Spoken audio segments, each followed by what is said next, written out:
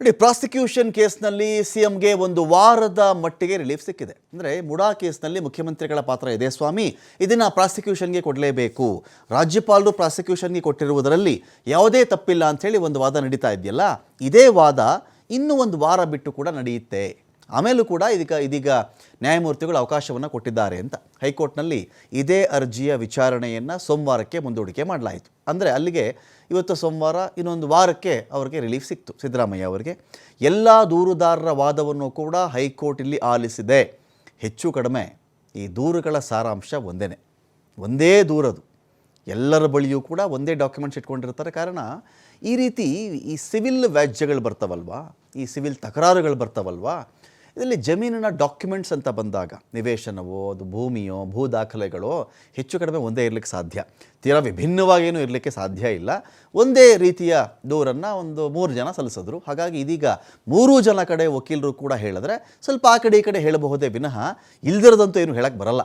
ದೂರುದಾರ ಸ್ನೇಹಮಯಿ ಕೃಷ್ಣ ಪರವಾಗಿ ಇವತ್ತು ವಾದಕ್ಕೆ ನಿಂತುಕೊಂಡಂಥವರು ರಾಘವನ್ ಅಂಥೇಳಿ ಸುದೀರ್ಘವಾದಂಥ ವಾದವನ್ನು ಮಂಡಿಸಿದ್ರು. ಸುಮಾರು 1.25 ಗಂಟೆ ಇತ್ತು ರಾಘವನ್ ಅವರ ವಾದ ಮಂಡಿಸುವ ಪ್ರಕ್ರಿಯೆ. 1998ರಿಂದ 2023ರವರೆಗಿನ ದಾಖಲೆಯನ್ನು ಕೋರ್ಟ್ ಮುಂದೆ ಇಡ್ತಾರೆ ರಾಘವನ್ ಅವರು. ಇಂತಿಂಥ ಪೇಜ್ ಸ್ವಾಮಿ, ಇಂತಿಂಥ ಕಾಲಮಲ್ಲಿ ಇಂತಿಂಥ ವಿಷಯದ ಬಗ್ಗೆ ಮಾಹಿತಿ ಇದೆ, ದಯವಿಟ್ಟು ನ್ಯಾಯಮೂರ್ತಿಗಳಾದಂತಹ ನಾಗಪ್ರಸನ್ನ ಅವರು ಇದನ್ನು ಮನಗಾಣಬೇಕು, ಇದನ್ನು ಪರಿಗಣಿಸಬೇಕು ಅಂಥೇಳಿ ದೂರುದಾರರ ಆರೋಪಗಳಿಗೆ ಸೆಪ್ಟೆಂಬರ್ 9ಕ್ಕೆ ಇನ್ನೊಂದು ಕಡೆ AG ಶಶಿಕಿರಣ್ ಶೆಟ್ಟಿ ಅವರು ಕೂಡ ಉತ್ತರವನ್ನು ಕೊಡುವವರಿದ್ದಾರೆ. ಇಷ್ಟೆಲ್ಲ ದೂರುಗಳು ಅಲ್ಲಿಂದ ಬಂತಲ್ಲ, ಅವತ್ತು 9ನೇ ತಾರೀಕು ಅವರು ಉತ್ತರವನ್ನು ಕೊಡ್ತಾರೆ. 12ನೇ ತಾರೀಕು ಯಾರು ಉತ್ತರ ಕೊಡ್ತಾರೆ ಅಂತ ಹೇಳಿದ್ರೆ ಹಿರಿಯ ವಕೀಲ ಅಭಿಷೇಕ್ ಮನು ಸಿಂಘ್ವಿ ಅವರು ಸೆಪ್ಟೆಂಬರ್ 12ಕ್ಕೆ ಅವರು ಉತ್ತರವನ್ನು ಕೊಡ್ತಾರೆ. ಸೆಪ್ಟೆಂಬರ್ 12ರ ಮಧ್ಯಾಹ್ನ 2:30 ಅಭಿಷೇಕ್ ಮನು ಸಿಂಘ್ವಿ ಅವರ ಪ್ರತಿವಾದ ಇದಕ್ಕೆ ಇರುತ್ತೆ. ಇವರೆಲ್ಲ ಏನು ವಾದ ಮಾಡಿದ್ದಾರೋ ಇದಕ್ಕೆ ನಮ್ಮ ಪ್ರತಿವಾದವನ್ನು ಕೂಡ ಕೇಳಿಸ್ಕೊಳ್ಳಿ ನ್ಯಾಯಮೂರ್ತಿಗಳೇ ಅಂತ ಹೇಳಿ ಅವರು ಶುರು ಮಾಡ್ತಾರೆ. ಹಾಗಾಗಿ ಸೆಪ್ಟೆಂಬರ್ 12ರವರೆಗೂ ಇದೇ ಮಧ್ಯಂತರ ತಡೆ ಇದೆಯಲ್ಲ, ಅದಕ್ಕೆ ಮುಂಚಿತವಾಗಿ ಹೈಕೋರ್ಟಲ್ಲಿ ಬೆಳವಣಿಗೆ ನಡೀತಾ ಇರಬೇಕಾದ್ರೆ ಇದರ ಮಧ್ಯದಲ್ಲಿ ಇನ್ಯಾವುದೇ ತನಿಖಾ ಸಂಸ್ಥೆಗಳೋ ಇನ್ನೊಬ್ಬರೋ ಮತ್ತೊಬ್ಬರೋ ಬೇರೆ ಕೋರ್ಟ್ಗಳೋ ಯಾರೂ ಕೂಡ ಈ ಕೇಸನ್ನು ಪ್ರೊಸೀಡ್ ಮಾಡುವಂತಿಲ್ಲ ಅಂತ ಅಷ್ಟರ ಮಟ್ಟಿಗೆ ಸಿದ್ದರಾಮಯ್ಯ ಅವರಿಗೆ ಒಂದು ರಿಲೀಫ್ ಸಿಕ್ತು. ಇನ್ನು ಇಂಟ್ರೆಸ್ಟಿಂಗ್ ಅಂತ ಹೇಳಿದ್ರೆ ನೋಡಿ, ಇಲ್ಲಿ ಇವತ್ತು ರಾಘವನ್ ಅವರು ವಾದವನ್ನು ಮಂಡಿಸಿದ್ರಲ್ಲ, ಬಹಳ ಇಂಟ್ರೆಸ್ಟಿಂಗ್ ಆಗಿ ಅವರ ಒಂದು ವಾದ ಇತ್ತು. ಅವರ ವಾದ ಇಷ್ಟೇ ನೋಡಿ ಸ್ವಾಮಿ, ಪ್ರಭಾವ ಬೀರಿ ಅಕ್ರಮದ ಲಾಭ ಪಡೆದುಕೊಂಡಾಗ ಆಗ 17A ಈ ಒಂದು ನಿಯಮ ಇದೆಯಲ್ಲ ಇದು ಅನ್ವಯವಾಗುತ್ತೆ ಅಂತ. ಈ ಪ್ರಭಾವ ಬೀರೋದು ಹೇಗೆ ಅಂದರೆ, ಒಂದು ಫ್ಯಾಮಿಲಿಯಲ್ಲಿ ಅವರು ಮುಖ್ಯಮಂತ್ರಿ ಆಗಿದ್ದಾರೋ, DCM ಆಗಿದ್ದಾರೋ, ಮೈಸೂರಿಗೆ ಉಸ್ತುವಾರಿ ಮಿನಿಸ್ಟರ್ ಆಗಿದ್ದಾರೋ, ತಾನು ನೇರವಾಗಿ ಎಲ್ಲೂ ಬರಲ್ಲ, ಆದರೆ ನನ್ನ ಮನೆ ಕಡೆಯವ್ರಿಗೋ ನನ್ನ ಸಂಬಂಧಿಕರ ಕಡೆಯವ್ರಿಗೋ ನನ್ನ ಪ್ರಭಾವ, ನನ್ನ ಶಕ್ತಿ, ನನ್ನ ಬಲ ಇದನ್ನು ಬಳಸಿ ಅವ್ರಿಗೆ ನಾನೇನೋ ಸಿಗುವಂತೆ ಮಾಡಿದಾಗ ಅದರಿಂದ ನಾನು ಲಾಭ ಪಡ್ಕೊಂಡಿರ್ತೀನಿ ಅಂತ. ನಾನಿಲ್ಲ, ನೇರವಾಗಿ ನಾನಿಲ್ಲ ಇಲ್ಲೆಲ್ಲೂ, ನನ್ನ ಲಾಭಾಂಶ ನನಗೆ ಬರ್ತಾ ಇದೆ, ನಾನು ಬೇರೆಯವರ ಮೂಲಕ ಅದನ್ನು ಮಾಡಿಸಿದ್ದೀನಿ ಅಂತ. ಒಂದು ನಿವೇಶನ ಬೇಕಪ್ಪ, ನಾನೇನು ಬಂದಿದ್ನಾ, ನಾನು ಸೈನ್ ಹಾಕಿದ್ನಾ, ನಾನು ತಗೊಂಡ್ನಾ, ರಿಜಿಸ್ಟರ್ ಮಾಡಿಸ್ಕೊಂಡ, ನನ್ನ ಹೆಸರಲ್ಲಿ ಇದೆಯಾ ಅಂತ. ಈಗ ಹೆಚ್ಚು ಕಡಿಮೆ ನಾವು ಬೇರೆ ಕೇಸಲ್ಲಿ ಏನು ಮಾತಾಡ್ತೀವಿ ಅಂತ ಹೇಳಿದ್ರೆ ಬೇನಾಮಿ ಅಂತ ಮಾತಾಡ್ತೀವಿ. ಬೇನಾಮಿ ಅಂದರೆ XYZ ಯಾರೋ ಮಾಜಿ ಮುಖ್ಯಮಂತ್ರಿನೋ, ಮಾಜಿ ಸಚಿವನೋ, ಮಾಜಿ ಶಾಸಕನೋ, ಯಾರೋ ದೊಡ್ಡ ಕುಳನೋ, ಟ್ಯಾಕ್ಸ್ ತಪ್ಪಿಸ್ಬೇಕು, ಅವನು ಜನಗಳ ಕಣ್ಣು ಬೀಳಬಾರ್ದು, ಸಿಕ್ಕಾಕೊಳ್ಬಾರ್ದು ಅಂಥೇಳಿ ಯಾರೋ ಆ ತನ್ನ ಮನೆಯ ಕಾರು ಚಾಲಕನ ಹೆಸರಲ್ಲೋ, ಅಡುಗೆ ಮಾಡೋರ ಹೆಸರಲ್ಲೋ, ಮನೆ ಕೆಲಸದವ್ರ ಹೆಸರಲ್ಲೋ ಒಂದು 100 ಎಕರೆ ಮಾಡಿಬಿಟ್ಟಿರ್ತಾನೆ. ಅದನ್ನು ಬೇನಾಮಿ ಅಂತಾರೆ. ಹೆಸರು ನೋಡಿದ್ರೆ ಅವ್ರ ಹೆಸರಲ್ಲೇ ಇರುತ್ತೆ, ಯಾರೋ XYZ ಅವ್ರ ಹೆಸರಲ್ಲೇ ಇರುತ್ತೆ. ಆದರೆ ತಾನು ಹೇಳ್ದಂಗೆ ಮಾತ್ರ ಅವ್ರು ಕೇಳ್ತಾ ಇರ್ತಾರೆ. ಅದೆಲ್ಲವೂ ವಾಸ್ತವದಲ್ಲಿ ಒಡೆಯ ಅವನೇ, ಹೆಸರು ಮಾತ್ರ ಬೇರೆ ಹೊಡೆದಿರುತ್ತಲ್ಲ. ಅದೇ ರೀತಿಯಲ್ಲಿ ಒಬ್ಬ ವ್ಯಕ್ತಿ ಪ್ರಭಾವ ಬೀರಿ ಅಕ್ರಮದ ಲಾಭವನ್ನು ಪಡೆದುಕೊಂಡಾಗ ಆಗ 17A ಅಪ್ಲೈ ಆಗುತ್ತೆ ಅಲ್ಲಿ ಅಂತ. ಕಾನೂನು ಬಾಹಿರ ಅಲ್ಲದೇ ಇದ್ದರೂ ಪ್ರಭಾವ ಬಳಸುವುದೇ ಅಕ್ಷಮ್ಯ ಅಪರಾಧ ಸ್ವಾಮಿ ಅಂತ ಅವ್ರ ವಾದ ಸರಣಿ ಶುರುವಾಗುತ್ತೆ. ಕಾನೂನು ಪ್ರಕಾರ ಅಲ್ಲ, ಅವ್ರ ಹೆಸರಿಗಿದೆಯಾ, ಅವ್ರು ಸೈನ್ ಮಾಡಿದ್ದಾರೆ, ಆದೇಶ ಮಾಡಿ, ಇಲ್ಲ ಸ್ವಾಮಿ, ಆದರೆ ಪ್ರಭಾವ ಬಳಸಿರ್ತಾರಲ್ಲ ಸ್ವಾಮಿ, ಇದು ಅಕ್ಷಮ್ಯ ಅಪರಾಧ. ಸತ್ಯಾಂಶ ಹೊರಬರಬೇಕಾದ್ರೆ ಇಲ್ಲಿ ತನಿಖೆ ನಡಿಬೇಕು. ಪ್ರಭಾವ ಬಳಸಿದ್ದಾರೋ ಇಲ್ಲವೋ, ಅವ್ರು ಯಾವ ಥರ ಪ್ರಭಾವ ಬಳಸ್ಕೊಂಡಿದ್ರು ಗೊತ್ತಾಗಬೇಕು ಅಂದರೆ ತನಿಖೆ ಆಗಬೇಕಲ್ಲ ಸ್ವಾಮಿ. ತನಿಖೆನೇ ಆಗಿಲ್ಲ ಇಲ್ಲಿ. ತನಿಖೆ ಆದ್ರೆ ತಾನೇ ಗೊತ್ತಾಗೋದು. ತನಿಖೆಗೆ ಇವರು ಬೇಡ ಕೊಡಬೇಡಿ, ಪ್ರಾಸಿಕ್ಯೂಷನ್ ಕೊಡಬೇಡಿ ಅಂತ ಹೇಳಿದ್ರೆ ಹೇಗೆ? ಈ ಒಂದು ಪ್ರಕರಣ ಇದೆಯಲ್ಲ ಸ್ವಾಮಿ, ಇದರಲ್ಲಿ ರಾಜ್ಯಪಾಲರೇ ಸಕ್ಷಮ ಪ್ರಾಧಿಕಾರವಾಗಿರುತ್ತಾರೆ. ತನಿಖೆಗೆ ವಹಿಸುವುದಕ್ಕೆ ಪೊಲೀಸ್ಗೆ ಹೇಳಿದ್ರ, ಇನ್ನೊಬ್ರಿಗೆ ಹೇಳಿದ್ರ, ಮತ್ತೊಬ್ರಿಗೆ ಹೇಳಿದ್ರ ಅಲ್ಲ, ರಾಜ್ಯಪಾಲರೇ ಸಕ್ಷಮ ಸ್ವಾಮಿ ಇದರಲ್ಲಿ. ಹಾಗಾಗಿ ಅವರ ಅನುಮತಿಯನ್ನು ಕೋರ್ತಾರೆ. ಮುಡಾ ಹೊರಡಿಸಿದಂಥ ನೋಟಿಫಿಕೇಷನ್ನಲ್ಲಿ ನಿಂಗ ಅವರ ಹೆಸರಿದೆ. ನೋಡಿ, ಇದರಲ್ಲಿ ರಾಜ್ಯಪಾಲರೇ ಸಕ್ಷಮ ಆಗಿರಬೇಕಾದಾಗ ಅವರ ಅನುಮತಿಯನ್ನೇ ಕೇಳಿದ್ದಾರೆ ದೂರುದಾರರು. ರಾಜ್ಯಪಾಲರು ವಿವೇಚನೆ ಬಳಸ್ಕೊಂಡಿದ್ದಾರೆ, ಕೊಡಿ ಪ್ರಾಸಿಕ್ಯೂಷನ್ಗೆ ಅಂದರು. ಯಾರ ಪ್ರಭಾವ ಹೇಗಿದೆಯೋ ಅವ್ರಿಗೆ ಗೊತ್ತಿಲ್ವಲ್ಲ ರಾಜ್ಯಪಾಲರಿಗೆ. ದೂರು ಬರುತ್ತೆ, ದೂರಿನ ಆಧಾರದ ಮೇರೆಗೆ ಪ್ರೈಮಾ ಫೇಸಿ ಚೆಕ್ ಮಾಡ್ಕೊಳ್ತಾರೆ ಅವರು. ಚೆಕ್ ಮಾಡಿ ಕೊಡಿ ಅಂತ ಹೇಳಿದ್ರು. ಏನು ತಪ್ಪಿದೆ ಇದರಲ್ಲಿ? ನೋಡಿ ಸ್ವಾಮಿ, ಇಂಟ್ರೆಸ್ಟಿಂಗ್ ಏನು ಅಂತ ಹೇಳಿದ್ರೆ, ಈ ನೋಟಿಫಿಕೇಷನ್ ಇದೆಯಲ್ಲ ಮುಡಾದು, ಒಂದು ಜಮೀನು ನೋಡಪ್ಪ ನಿನ್ನ ಜಮೀನಿದೆ, ಏನು ಕಥೆ ಇದು ಅಂತ ಹೇಳಿದಾಗ ನೋಟಿಫಿಕೇಷನ್ ಹೊರಡಿಸುತ್ತಲ್ಲ ಯಾರ್ಯಾರ ಜಮೀನು ಏನೇನು ಕಥೆ ಅಂತ ಹೇಳಿ. ಮುಡಾ ನೋಟಿಫಿಕೇಷನ್ನಲ್ಲಿ ನಿಂಗ ಎನ್ನುವವರ ಹೆಸರಿದೆ ಸ್ವಾಮಿ. ಇಲ್ಲಿ ದೇವರಾಜು ಅನ್ನೋರ ಹೆಸರೂ ಇಲ್ಲ, ಅಥವಾ ಮೈಲಾರಯ್ಯ ಅನ್ನೋರ ಹೆಸರೂ ಇಲ್ಲ.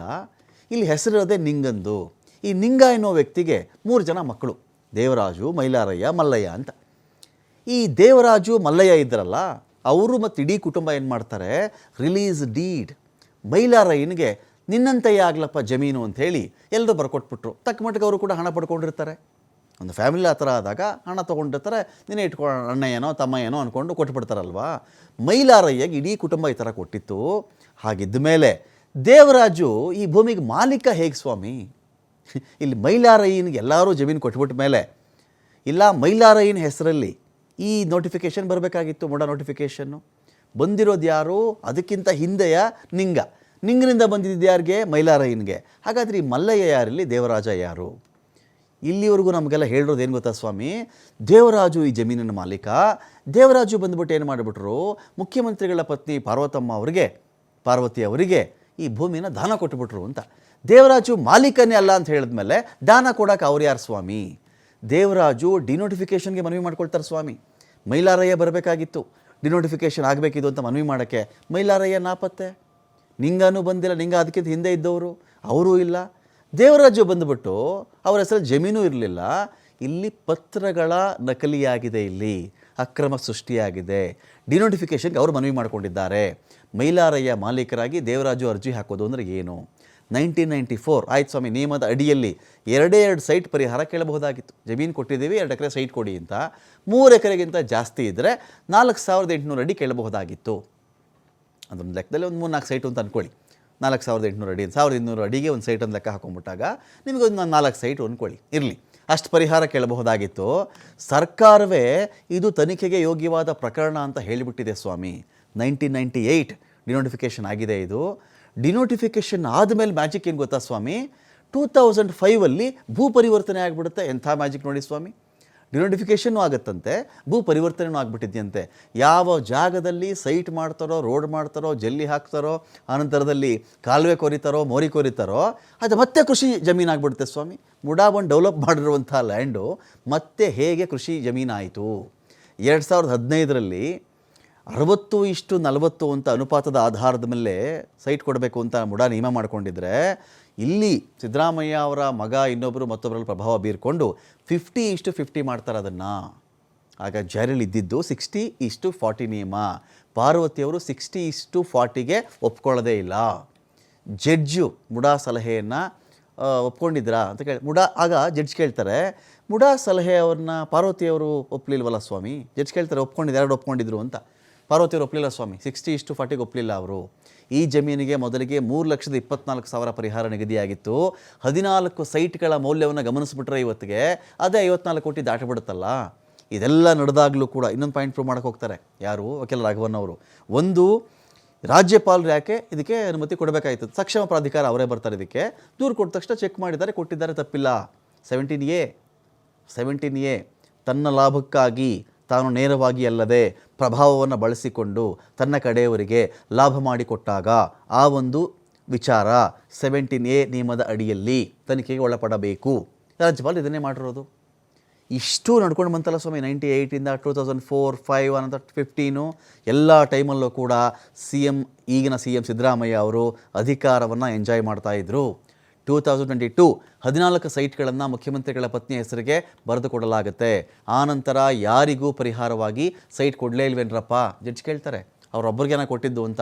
ಇದ್ರ ಬಗ್ಗೆ ನನಗೇನು ಗೊತ್ತಿಲ್ಲ ಸ್ವಾಮಿ. ಅಲ್ಲಿ ರಾಘವನ್ ಅವ್ರು ಹೇಳ್ತಾರೆ, ನನಗಿಷ್ಟು ಗೊತ್ತು, ಬೇರೆಯವ್ರಿಗೇನಾಯ್ತು ನನಗೆ ಗೊತ್ತಿಲ್ಲ ಸ್ವಾಮಿ ಅಂತ ಹೇಳ್ತಾರೆ. 2017ಇಂದ 2021ವರೆಗೂ ಯಾವ ಪ್ರಕ್ರಿಯೆ ಕೂಡ ಆಗಲಿಲ್ಲ. ಆಮೇಲೆ 50:50 ಸ್ಕೀಮೇ ರದ್ದುಪಡಿಸ್ಬಿಡ್ತಾರೆ ಇವರು. 2023ರಲ್ಲಿ ಮುಖ್ಯಮಂತ್ರಿಗಳ ಪತ್ನಿಗೆ ಬದಲಿ ಸೈಟನ್ನು ಕೊಡ್ತಾರೆ. ಆನಂತರ ಕಮಿಟಿ ರಚನೆ ಮಾಡ್ತಾರೆ. ಇವರು ಒಟ್ಟಾರೆ ಅಕ್ರಮಗಳ ಬಗ್ಗೆ ತನಿಖೆ ಅಂತ ಹೇಳಲಾಗುತ್ತೆ.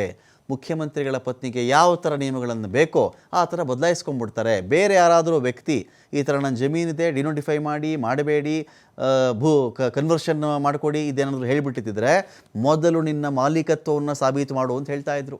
ಯಾರಪ್ಪ ದೇವರಾಜ ನೀನು ಬಂದಿದ್ಯಲ್ಲಪ್ಪ, ನಿನ್ನ ಮಾಲೀಕನ ನೀನು ಅಂತ ಕೇಳಬೇಕಾಗಿತ್ತು. ಇವರು ಕೇಳಿಲ್ಲ. ಇನ್ಯಾರು XYZ ಮನುಷ್ಯ ಹಾಕಿದ್ದಿದ್ರೆ ನಿನ್ನ ಮಾಲೀಕನ ಅಲ್ವಾ, ಎಷ್ಟು ವರ್ಷದಿಂದ ಬಂತು, ಯಾರಿಂದ ನಿಂಗೆ ಜಮೀನು ಬಂತು, ಇದು ಮದರ್ ಡೀಡ್ ಎಲ್ಲಿ, ಇದ್ರದ್ದು ಸೇಲ್ ಡೀಡ್ ಎಲ್ಲಿ, ರಿಲೀಸ್ ಡೀಡ್ ಎಲ್ಲಿ, ಖಾತೆ ಎಲ್ಲಿ, ಕಂದಾಯ ಎಲ್ಲಿ, ಪಹಣಿ ಎಲ್ಲಿ, ಯಾವಾಗಿನ ಕೃಷಿ ಮಾಡ್ತಾ ಇದ್ದೆ ನೀನು, ನಿನಗೆ ಯಾವಾಗ ಗ್ರ್ಯಾಂಟ್ ಆಯ್ತು ಈ ಲ್ಯಾಂಡು, ಪೋಡಿಯಲ್ಲಿ, ತಕ್ತೆಯಲ್ಲಿ, ಏನೇನು ಕೇಳ್ತಾ ಇದ್ರು ಅವ್ರಿಗೆ. ಇದೇನು ಕೇಳಿಲ್ಲ ಸ್ವಾಮಿ ಇವ್ರ ಮನೆಯವ್ರಿಗೆ. ದೇವರಾಜ್ ಅನ್ನೋರು ಬಂದರು, ಹಾಕ್ಕೊಂಡ್ರು, ಆಯಿತು ಅಂತ ಗ್ರ್ಯಾಂಟ್ ಮಾಡಿಬಿಟ್ರು ಇವರು. ಮುಖ್ಯಮಂತ್ರಿಗಳ ಪತ್ನಿಗೆ ಯಾವೆಲ್ಲ ಅನುಕೂಲ ಮಾಡಿಕೊಡಬೇಕೋ ಆ ಥರ ಮಾಡಿದ್ದಾರೆ ಸ್ವಾಮಿ ಅಂತ ಹೇಳಿ ಒಂದು ಕಡೆಯಲ್ಲಿ ವಕೀಲ ರಾಘವನ್ ಅವರು